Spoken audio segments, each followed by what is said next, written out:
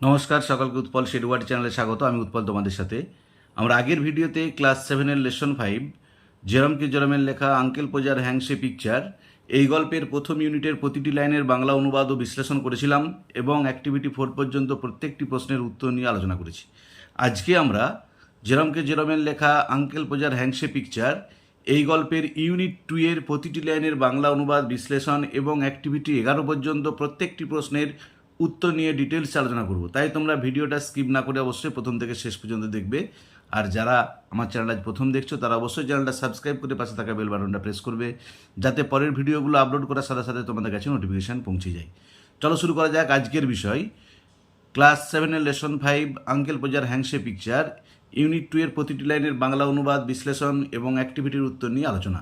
দেখো, we would find the hammer for him, আমরা তার হাতুড়িটা খুঁজে পেয়েছিলাম। And then he would have lost sight of the mark, তারপর তিনি চিহ্নটা হারিয়ে ফেলতেন। He had made on the wall, যে চিহ্নটা তিনি দেওয়ালে করেছিলেন। Where the nail was to go in, যেখানে পেরেকটা পোতা হবে, যেখানে পেরেকটা গাড়া হবে বা পোতা হবে, তার জন্য যে মার্কটা চিহ্নটা তিনি করেছিলেন, তিনি সেই চিহ্নটা হারিয়ে ফেলতেন। Each of us had to get up on the chair beside him, আমাদের প্রত্যেককে তার পাশে চেয়ারে উঠতে হতো। And see if we could find it, এবং দেখেছিলাম যে আমরা খুঁজে পাই কিনা, যে তিনি যেহেতু দাগটা হারিয়ে ফেলেছিলেন তাই আমরা প্রত্যেকেই তার পাশে চেয়ারে উঠেছিলাম এবং খুঁজছিলাম সেই চিহ্নটা পাই কিনা। We would each discover it in a different place, আমরা সবাই আবিষ্কার করেছিলাম এটা আলাদা আলাদা জায়গায়। And he would call us all fools, এবং তিনি আমাদের প্রত্যেককে বোকা বলেছিলেন, যে সবাই কি বললেন, তোমরা বোকা। Trying to reach a point, একটা বিন্দুতে পৌঁছানোর চেষ্টা করে। 3 inches বিয়ন্ড, 3 ইঞ্চি বাইরে, কিসের বাইরে? What was possible for him to reach, যেটা তার পক্ষে পৌঁছানো সম্ভব ছিল, মানে তার নাগালের 3 ইঞ্চি বাইরে, যেটা তার পক্ষে পৌঁছানো সম্ভব, সেই রকম একটা 3 ইঞ্চি বাইরের বিন্দুতে পৌঁছাতে গিয়ে দ্য স্ট্রিং উড স্লিপ, সুতোটা যেত পড়ে। And down he would slide on to the piano, এবং নিচে থাকা পিয়ানোর উপর তিনিও গিয়ে পড়লেন। অ্যাট লাস্ট, অবশেষে uncle Podger would get the spot fixed, Podger কাকা জায়গাটা নির্ধারণ করেছিলেন। And put the point of the nail on it with his left hand, এবং বাঁহাতে করে পেরেকের সুচালো দিকটা সেখানে লাগালেন। And take the hammer in his right hand, আর ডান হাতে নিয়েছিলেন তার হাতুড়িটা। And with the first blow, আর প্রথম আঘাতেই হাতুড়ির, he would smash his thumb, তিনি থেদলে দিয়েছিলেন তার হাতের বুড়ো আঙুলটাকে, যে এমন হাতুড়ি করে ঘা দিয়েছেন হাতের বুড়ো আঙুলটা গিয়েছিল থেদলে। অ্যান্ড ড্রপ দ্য হ্যামার, আর সাথে সাথে হাতুড়িটা যেত পড়ে। উইথ এ ইয়েল, যন্ত্রণায় আর্তনাদ করে, চিৎকার করে। অন সামবডিজ টোজ, কারো না কারো পায়ের আঙুলের উপরে, যে যেমনি তার হাতের আঙুলটা থেদলে যেত, তেমনি যন্ত্রণায় চিৎকার করে তিনি হাতুড়িটাকে ফেলে দিতেন কারো না কারো পায়ের আঙুলে। And Maria would mildly observe that, Maria auntie তিনি এসব কিছু শান্তভাবে লক্ষ্য করতেন। নেক্সট টাইম, পরের বার, uncle Podger was going to hammer a nail into the wall, যখন পোজার কাকা একটা পেরেক গাড়তে যাবেন দেওয়ালেতে, শি হোপড, তিনি আশা করেছিলেন, he would let her know in time, তিনি আগে থেকে তাকে জানাবেন, যে পরের বার যখন এরকম কোনো ছবি টাঙানো বা অন্য কোনো কারণে দেয়ালে পেরেক গাড়তে যাবেন, যেন তাকে আগে থেকে জানানো হয়, এটা তিনি আশা করেছিলেন। তিনি বলতে Maria aunty. She could then make arrangements, তাহলে তিনি ব্যবস্থা করবেন, টু গো, যাবার। অ্যান্ড স্পেন্ড এ উইক, একটা সপ্তাহ কাটানার। উইথ হার মাদার, তার মায়ের সাথে। While it was being done, যখন এটা করা হবে, যে এক সপ্তাহ তিনি মায়ের কাছে গিয়ে থাকবেন যখন পোজার কাকা এখানে পেরেক নিয়ে বা কোনো কাজ করবেন। ও ইউ ওম্যান, ও তোমরা মহিলারা, you make such a fuss over everything, সব কিছুর ব্যাপারেতেই তোমরা অনর্থক হইচই করে থাকো, গন্ডগোল করে থাকো। Uncle Podger would reply, uncle Podger উত্তর দিতেন, পিকিং হিমসেলফ আপ, উঠে পড়ে। হোয়াই, কেন? I like doing a little job of this sort, আমি পছন্দ করি এরকম ছোটোখাটো কাজ করতে। অ্যান্ড দেন, এবং তারপর, he would have another try, তিনি আবার চেষ্টা করলেন। অ্যাট দ্য সেকেন্ড ব্লো, দ্বিতীয় ঘায়েতে, the nail would go clean through the plaster, পেরেকটা পুরো প্রবেশ করে গিয়েছিল দেয়ালে প্লাস্টারের ভিতরে, মানে এমন জোরে তিনি পেরেকে ঘা মেরেছিলেন যে পুরো পেরেকটা দেয়ালের ভিতরে ঢুকে গিয়েছিল। And half the hammer after it, এবং অর্ধেকটা হাতুড়িও দেয়ালের ভিতরে প্রবেশ করে গিয়েছিল। Then we would find the rule and the string again, তারপর আমরা আবার রুল এবং সুতো খুঁজেছিলাম। And a new hole was made, এবং আবার নতুন একটা গর্ত বা ছিদ্র তৈরি করা হয়েছিল। অ্যাবাউট মিডনাইট, প্রায় মধ্যরাতের দিকে, the picture would be up, ছবিটাকে টাঙানো হতো ভেরি ক্রুপ্ট, খুবই টেরাবাঁকাভাবে, অ্যান্ড ইনসিকিওর, অনিরাপদভাবে, যে এমন টেরাবাঁকা অনিরাপদভাবে ছবিটাকে টাঙাতে মধ্যরাত্রি হয়ে গিয়েছিল। দেয়ার ইউ আর, তবুও হলো, হি উড সে, তিনি বললেন, স্টেপিং হেভিলি, পাটা ফেলে দিয়ে অফ দ্য চেয়ারের উপরে, অন টু দ্য চারোম্যানস কর্ন, যেখানে কয়লা ভাঙা মহিলাটির খাবার রাখা ছিল, সেই খাবারের উপরে পা দিয়ে তিনি বললেন, যাক তবুও হলো।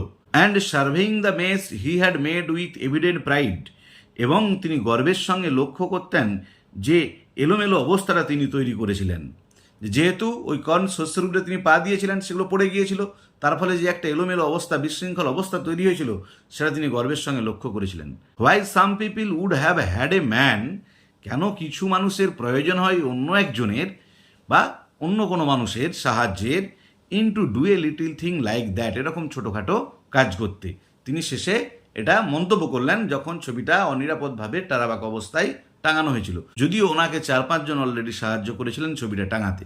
দেখো তাহলে আমরা এখন দ্বিতীয় ইউনিটের প্রতিটি লাইনের বাংলা অনুবাদ ও বিশ্লেষণ করেছি। এরপরেতে ওয়ার্ড নেক্সটে কয়েকটা ওয়ার্ড দেওয়া আছে। দেখো, স্ম্যাশ মানে ক্র্যাশ, থেতলে দেওয়া, ইয়েল মানে শাউট, চিৎকার করা, ফাস মানে ক্রিয়েট ট্রাবল, সমস্যা তৈরি করা, ক্রুক মানে নট স্ট্রেট, সোজা নয়, যেটাকে বাঁকা বলা হয়, ইনসিকিউর মানে আনসার্টেন, অনিশ্চিতভাবে, চেয়ারম্যান মানে woman who arranges the coal in a house, মানে একজন মহিলা যিনি বাড়িতে কয়লা ভাঙার কাজ করেন, মেস মানে হচ্ছে ডার্টি স্টেট অফ থিংস, জিনিস নিয়ে অগোছালো অবস্থা তৈরি করা বা একটা নোংরা পরিস্থিতি তৈরি করা।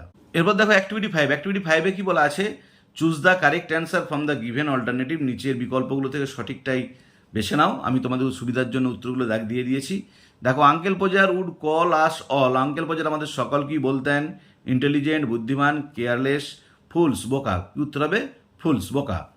বিয়েটা দেখো, uncle Podger would slide and fall, uncle Podger হেলে গিয়ে পড়তেন অন দ্য চারোম্যান স্টোজ, কয়লা ভাঙা মেয়েটির পায়ের আঙুলে, অন দ্য পিয়ানো, পিয়ানোর উপরে, অন দ্য চেয়ার উপরে, উত্তর হবে অন দ্য পিয়ানো।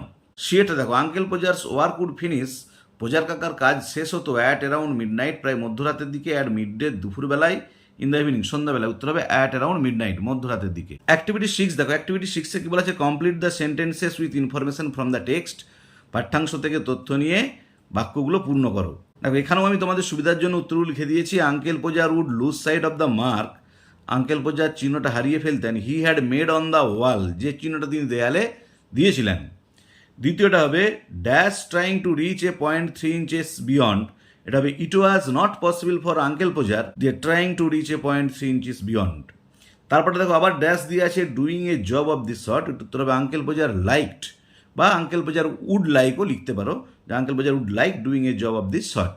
অ্যাক্টিভিটি 7-এ দেখো, 7-এ বলা আছে complete the following table with information from the text, পাঠ্যাংশ থেকে তথ্য নিয়ে নিচে যে চার্টটা দেওয়া আছে, টেবিলটা দেওয়া আছে, সেটা পূর্ণ করতে, মানে কজ এফেক্ট। কোনোটাতে কজটা দেওয়া আছে, আমাদেরকে এফেক্টটা লিখতে হবে, কোনোটা এফেক্টটা দিয়ে আছে, আমাদেরকে কজটা লিখতে হবে।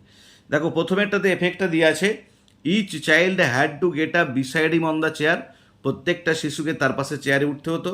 কারণটা হবে they had to discover where the mark had been made on the wall, তারা আবিষ্কার করতে চেয়েছিল বা তারা খুঁজে বার করতে চেয়েছিল কোথায় দেওয়ালে দাগটা দেওয়া হয়েছিল। বিয়েরটা দেখো, আবার এফেক্টটা দিয়ে আছে uncle Podger would fall on to the piano, uncle Podger পিয়ানোর উপরে পড়ে যেতেন। দেখো, দুয়েরটার উত্তর হবে he would try to reach a point 3 inches beyond what was possible for him, তিনি তার নাগালের 3 ইঞ্চি বাইরের একটা বিন্দুতে পৌঁছানোর চেষ্টা করতেন, তার ফলে তিনি পড়ে যেতেন। সিয়েরটায় দেখো কজটা দিয়ে আছে at the first blow of the hammer, হাতুড়ির প্রথম ঘায়ে, ফল কী হয়েছিল, he would smash his thumb, তিনি তার বুড়ো আঙুলটাকে থেদলে দিয়েছিলেন। আবার ডিএকটাতে ফলটা দেওয়া আছে a new hole was made, একটা নতুন গর্ত করা হয়েছিল। দেখো, এটা কারণটা হবে অ্যাট দ্য সেকেন্ড ব্লো, কারণ দ্বিতীয় ঘায়েতে the nail would go clean through the plaster, পেরেকটা সোজা প্লাস্টারের ভিতর প্রবেশ করে যেত, and half the hammer after it, এবং অর্ধেকটা হাতুড়িও তার ভিতরে প্রবেশ করে যেত। এবার অ্যাক্টিভিটি 8 দেখো, অ্যাক্টিভিটি 8-এ কি বলা আছে, অ্যান্সার দ্য ফলোয়িং কোশ্চেন্স, নিচের প্রশ্নগুলোর উত্তর দাও। দেখো, প্রথমেরটা আছে গিভ টু ইনস্ট্যান্সেস, দুটো উদাহরণ দাও, টু শো, দেখাতে the carelessness of uncle Podger, uncle পোজারের কেয়ারলেসনেসটা, যে তিনি কতটা কেয়ারলেস ছিলেন সেটা দেখানোর জন্য। দেখো, উত্তর হবে the followings two instances so that, নিচের দুটো উদাহরণ দেখাচ্ছে যে uncle Podger is careless, uncle Podger careless.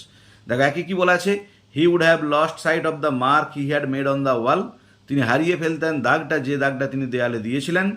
দ্বিতীয়টা হবে he would smash his thumb at the first blow of the hammer, তিনি তার প্রথম হাতুড়ির ঘায়েতেই বুড়ো আঙুলটাকে থেদলে দিয়েছিলেন। দেখো বিয়ের প্রশ্ন, দেখো what did aunt Podger observe, Podger কাকিমা কি মন্তব্য করতেন after uncle Podger smashed his thumb, যখন পোজার কাকা তার বুড়ো আঙুলটাকে থেদলে দিয়েছিলেন।